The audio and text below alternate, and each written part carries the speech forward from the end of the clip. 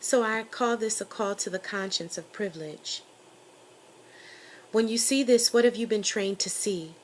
A thug, a gangster, that nigger, with black skin and locks that look to smell of patchouli and weed? Does his presence make you pause in fear, contemplate the imminent threat of danger? Instead of seeing the softness and beauty in his eyes, have you yourself been conditioned to see nothing less than anger? No, not his anger, but imagine the social anger at his very presence on this earth.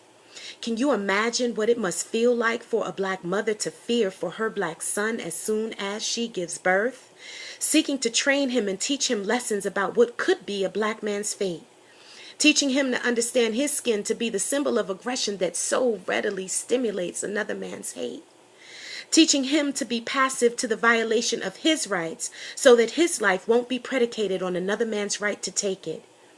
Can you imagine that while society teaches you that a man like your dad should be strong, black mothers must socialize our black sons to bow down to racism and oppression just to get along? Why should I have to raise my son to believe that resisting racist oppression is always wrong? Is it because I know that our sad history proves that it only takes one wrong word or one wrong move and my son could be gone? Now, I'm not trying to get up here and promote white guilt. I just wonder if any of you have ever stopped to really feel how it must have really felt for all the black mothers of innocent black sons to see their sons' murders justified by the presumption of fear. How it feels when no one else has to understand that black skin is not a hoodie or a pair of trousers that black mothers can tell our sons not to wear. That the embrace of detrimental stereotypes by others is not an attitude or an ideology that black mothers can tear from the mindsets and hearts of the folks whose perception of fear is not clear. So their hate and ill will towards the sons that we love is not fair. We live on edge. When he's a minute late getting home from a date, we all ask, did he have his license? Wear his seatbelt?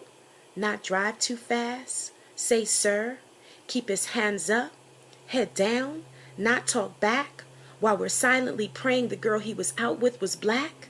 Did he take an elbow to the chin or rubber bullet to the chest, right knee to the neck, real bullet to the back, and not cry out, not resist, stop resisting? If you feel me, let me ask you this.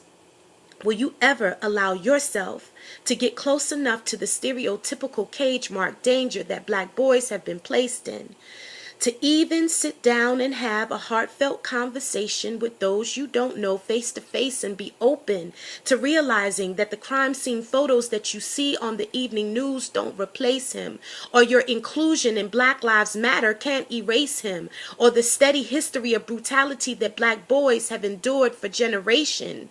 Do you realize that you, not me, are the key that unlocks racism's negation, and that I have to depend on you to change so that I can ensure that my son stays safe in this still racist nation? Are you willing to give up on all that you miss?